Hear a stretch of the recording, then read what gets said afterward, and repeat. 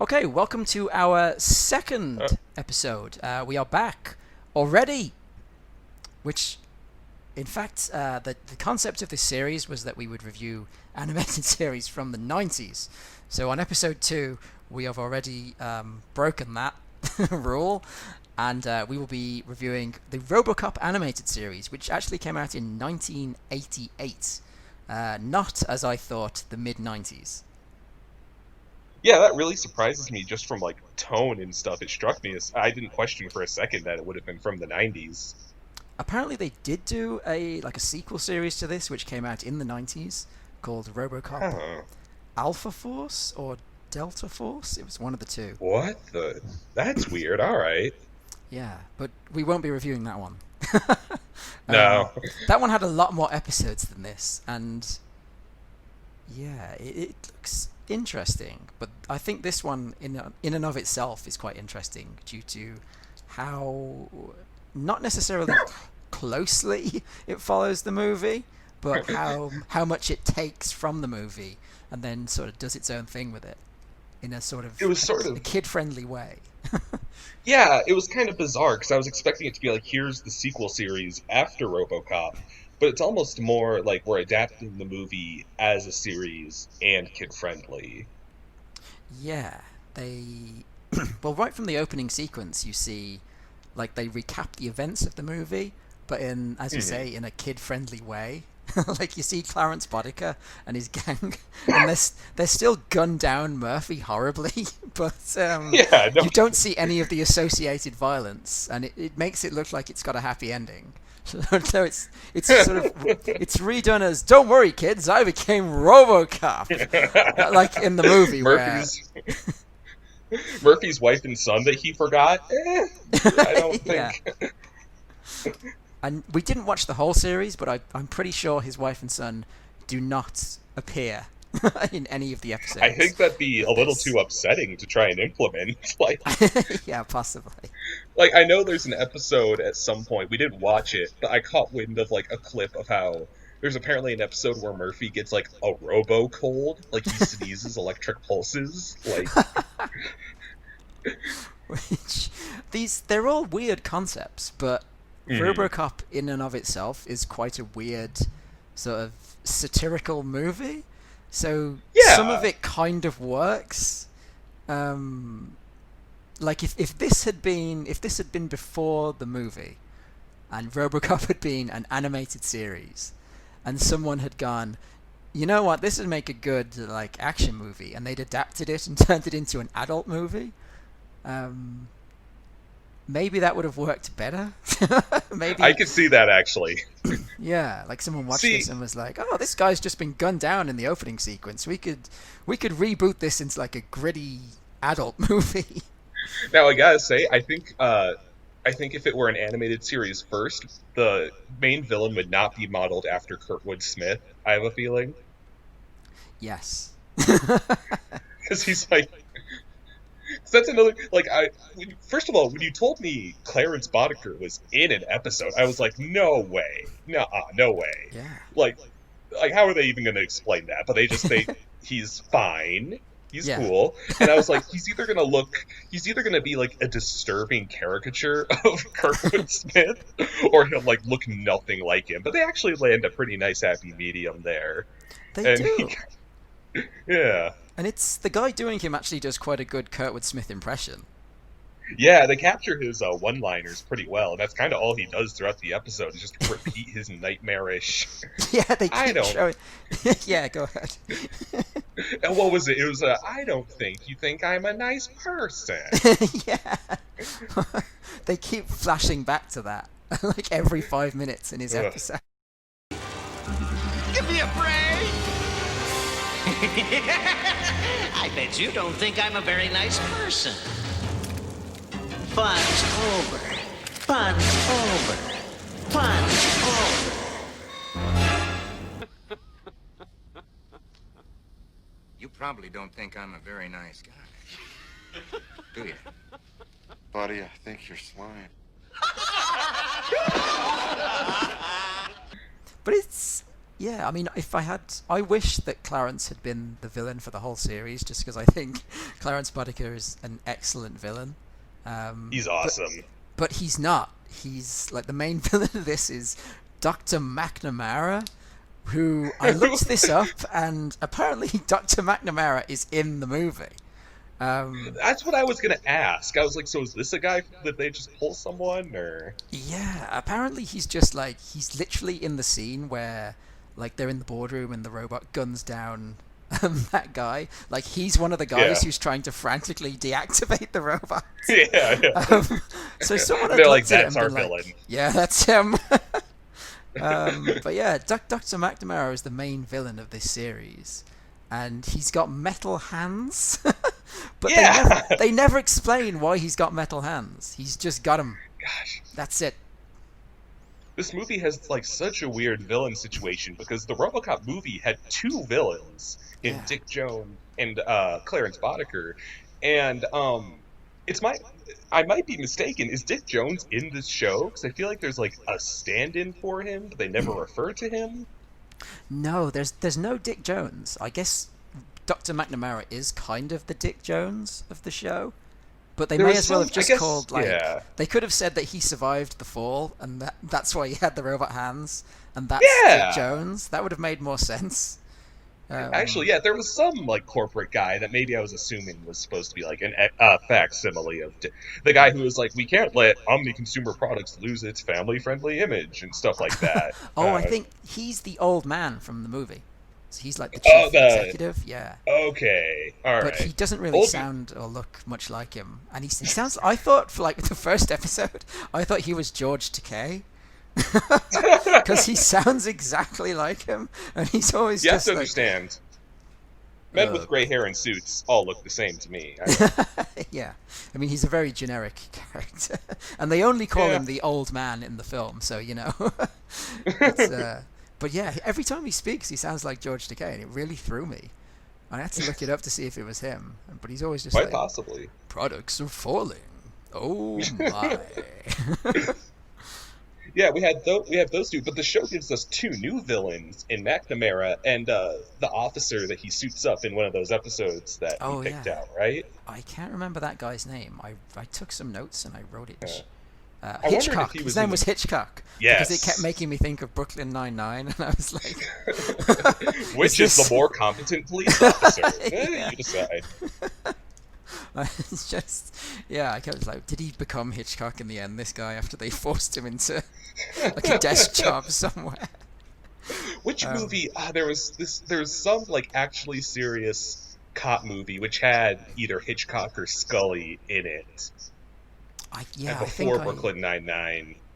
I know what you mean. I don't know if it was... I wonder... I think... Is Dick Blocker the guy with the name of the actor? Dick Blocker? Dirk Blocker. Dirk Blocker, sorry. So surely that's not a man's name. Dick Blocker! So Dirk Blocker is Hitchcock, and it was Scully, specifically. I'll look into that later. I don't know if it's super... I know what you mean, though. I'm trying to remember, like a gritty sort of cop drama. But yeah, that made me laugh. So, I mean, the premise of this show is just like Robocop solves crimes every week. It's very simple. Yeah. But it's surprising how much of the tone of the movie they keep. Like, the first episode has what I thought was an amazing sequence in which... Ed 260, who is like the huge like security big walker enforcement robot. Droid. Yeah. There's a scene where they're like, look at Ed 260 directing this traffic. He's the future. And he just picks up all the cars and just hurls them and he's setting them on fire, and he just starts going, oh no, transgression, oh no's expense, and he's just like picking up every car and destroying it and going, oh no's expense, oh no's expense. And I just sat here laughing at that. I thought that was a brilliant... That was hilarious. That was something that would have been in the movie. Oh, absolutely. Yeah.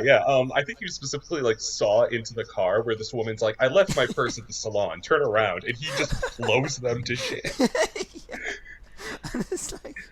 There's one where he just like the car literally goes on fire off the road and you don't see them again. It's never mentioned again.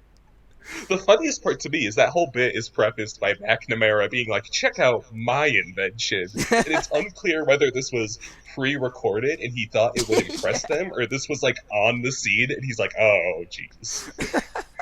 As if just a minute earlier, Ed was just like conducting traffic just fine. Changing lanes without signaling is a violation. You are all illegally parked. Halt. Vehicles will be towed at owner's expense. Owner's expense. Owner's expense. There's the gangsters committing an act of violence on a defenseless arcade machine for some reason. Yeah. What I love this with their armored dog. Yeah. There's it's weird. There's a gang that's in that first episode, and it's not the Clarence Boddicker gang, and it easily could have been. It was probably some form of facsimile, yeah. And then there's like something else that made me laugh in that first episode is like there's like a renegade cop, and he's just like, this is police business, and they're after like, oh yeah. But he's just like going to open fire on this arcade. He's just like, stay out of this, Robocop. He's like the show should have been about that character, that like that renegade cop. No two-bit punk is gonna railroad me. Let's get him, boys. Wait! That blood bank supplies plasma to half the hospitals in the city. If they destroy it, hundreds of patients might die. This is police business, mister. Stay out of it. At the risk of like taking things to like a bit of a like dour note, and you can cut this out, in the climate we're at, where like all the protests against cops are going on, it's like it's a little weird to watch media featuring cops, but that guy there, I think he was getting the message across. Like, yeah.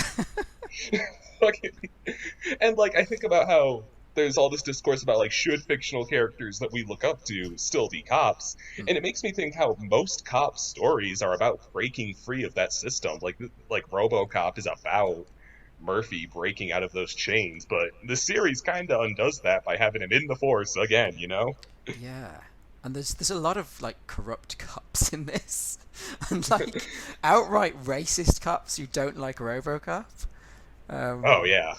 Like there's not a very positive portrayal of the police in this series, apart from Robocop and Murphy, and maybe the chief who shows up. Yeah. Who she seems completely powerless and can't do anything. Yeah. I also want to talk about. Sorry, go on. No, that was it, I think.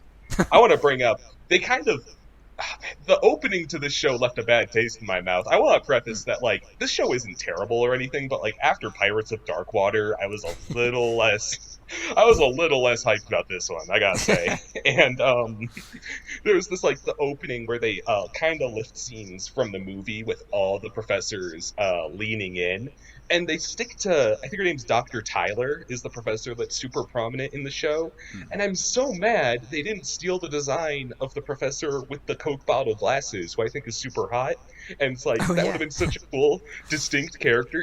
Her face is like right in Murphy's face and all those bits. And why didn't you just take those glasses and make her that character? I don't know if Dr. Tyler was in the movie. I wanted that to be a major character. Yeah, it's weird the characters that they chose.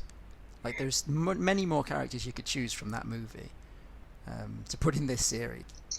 And the I'd buy that for $1 guy doesn't show up at any point, which is very disappointing. Oh, that is disappointing.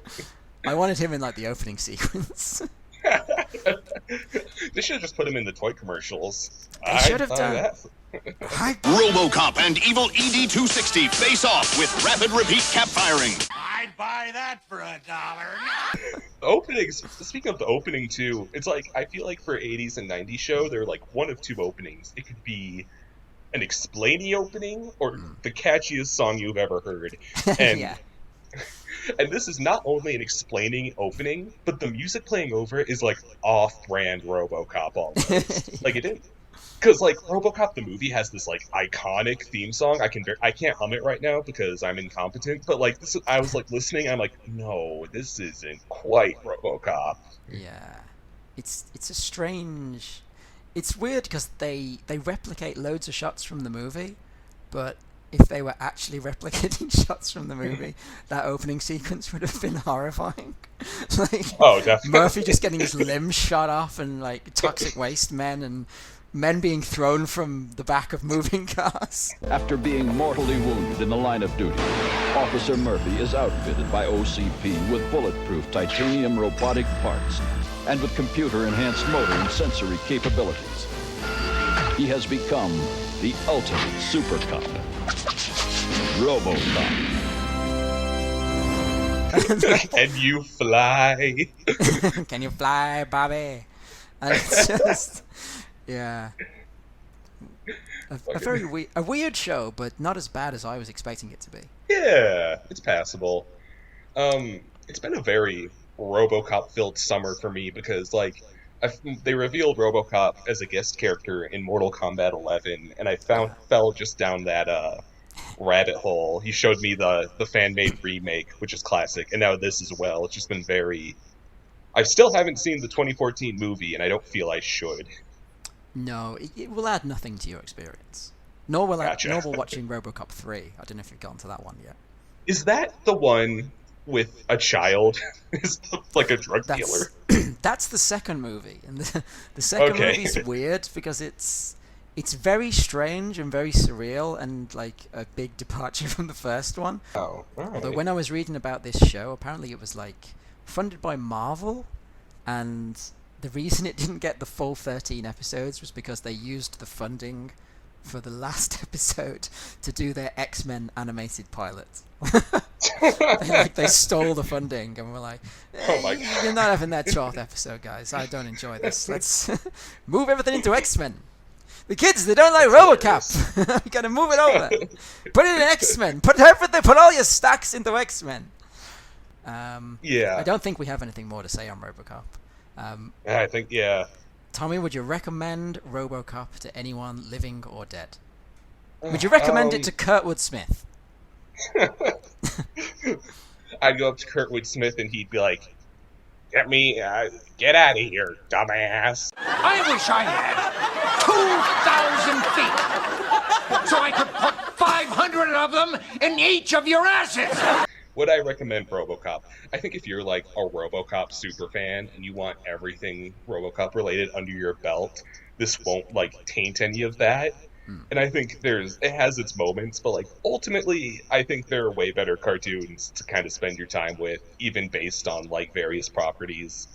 I wasn't like, they were cool stuff, and like it was good to laugh about, but I don't know if I would pursue this outside those 3 episodes the way I would Pirates of Darkwater. Yeah, I agree. I can't see myself sitting down to watch the rest of the series. I am happy that I've seen the Clarence Boddicker episode. Oh, yeah. And I will leave it at that. Go ahead. I just want to say I'm really glad we're wrapping up DB&D, or else we'd get a dozen comments like, okay, so we can have Clarence Boddicker come from the live-action universe into animated? I could team up with Dr. Robotnik doing the same thing. It's funny you should say that, because I remember when we were still doing the live action storyline, I thought about having Clarence Boddicker be like an enforcer for Zorg, like he'd hire Clarence Boddicker to do something. That would make a lot of sense. I could see that. He's one of the ones that I definitely thought about including at some point. That'd be fun. But yeah, I mean, he won't be showing up now.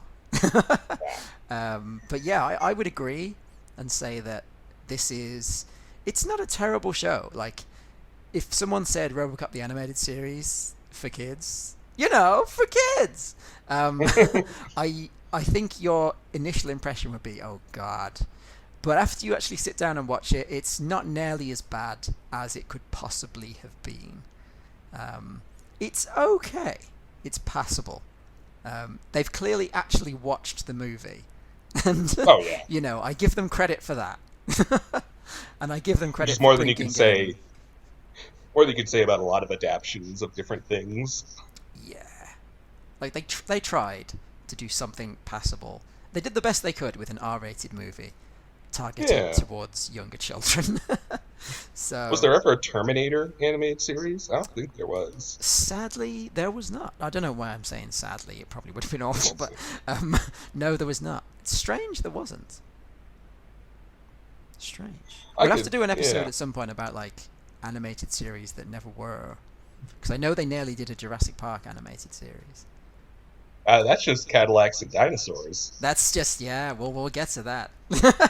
Oh yeah. We'll get to that one. But yeah, this was our Robocop episode. All right. Yeah. Stay out of trouble, viewers. I work for Dick Jones! Dick Jones! What is this shit?